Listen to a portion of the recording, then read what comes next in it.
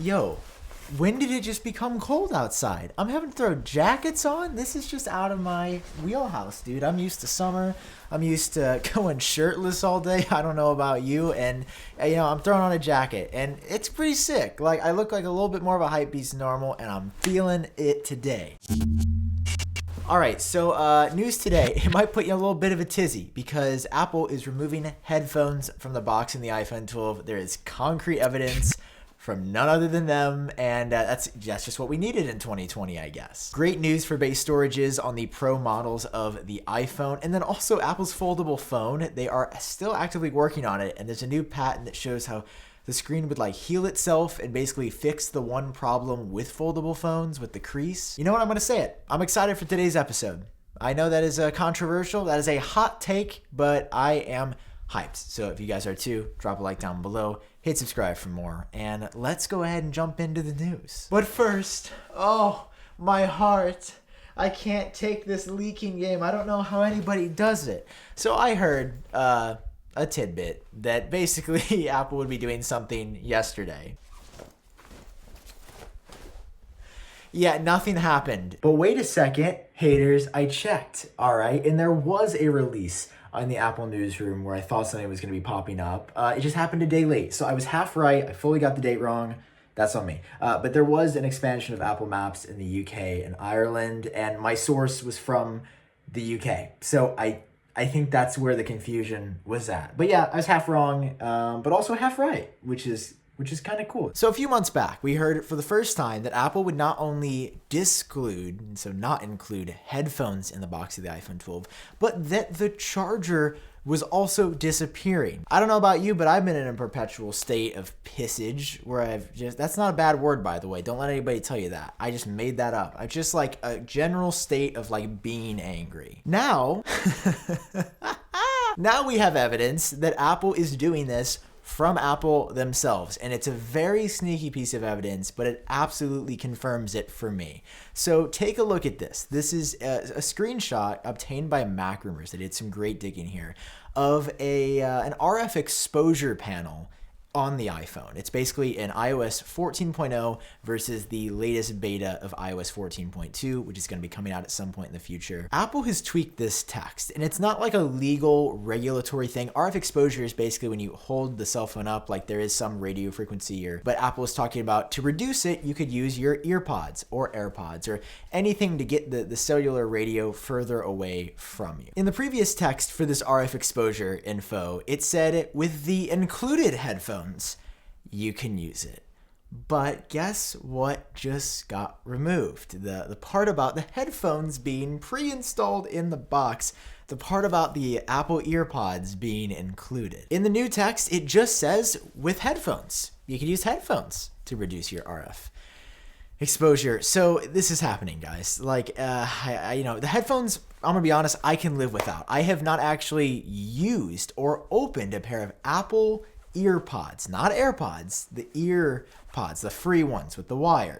I know, I don't remember what it was like to be poor either. What do you have against the poor? Why don't you like poor people? It's a joke, dude. It's a joke. But yeah, I could live without the headphones. The charger is a different story for me. I frequently am looking for an iPhone charger. And these are the peripherals that make you say, wow, maybe the $1,000 was worth it. Apple put a fast charger specifically for the first time in the box last year.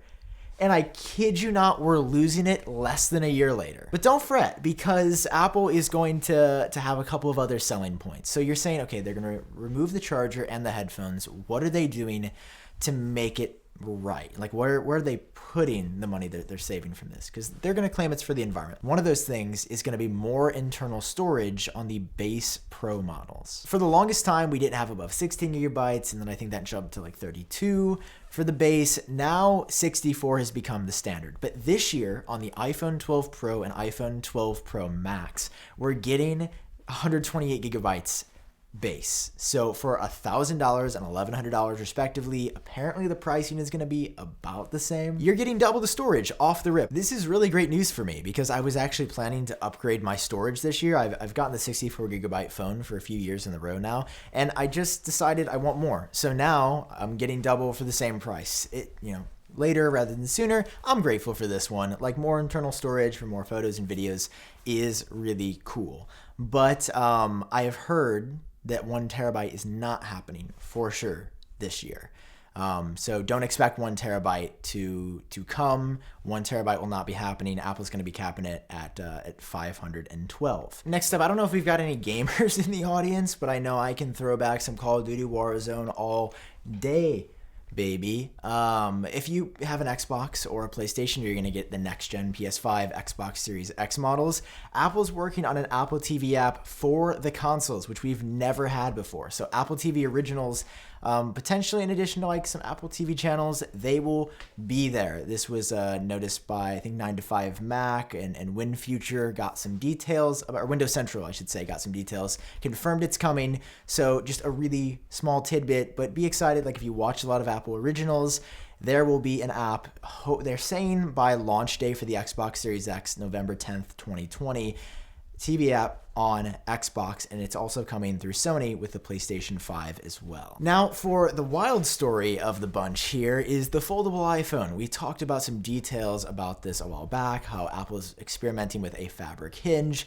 There are a couple of screens that fold out. It looks completely seamless when you have them unfolded. I've mentioned also that I'm not the biggest foldable phone guy. It is not necessarily my foray right now, but I'm working harder every day to like them. And honestly, the new patent reveal today, noticed by Patently Apple, has got me really looking forward to something, maybe for the first time. One of the biggest problems with foldable phones right now is that when you fold and unfold a piece of plastic, tons and tons and tons, there's a little crease that's happened. You can see it on a piece of paper. Like, you can see it in plastic. You can see it on anything.